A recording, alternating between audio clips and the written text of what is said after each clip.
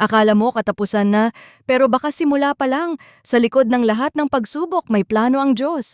Alalahanin mo ang Jeremiah 29:11. May mga plano siya para sa atin.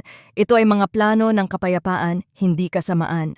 Kung ikaw ay nawala ng trabaho ngayon, huwag mawalan ng pag-asa. Ang mga pagsubok ay hindi hadlang, kundi pagkakataon.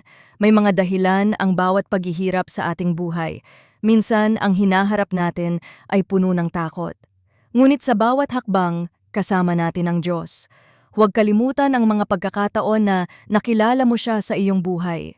Mapapagtagumpayan natin ito kung magtitiwala tayo, patuloy lang sa pananampalataya kahit tila madilim ang daan. Dahil pagkatapos ng bagyo, ay may ngiti ng araw.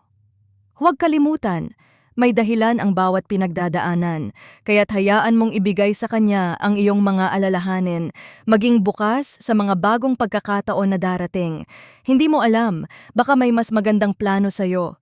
Isuko mo ang takot sa Diyos at yakapin ang Kanyang liwanag. Panahon na para muling bumangon at lumaban.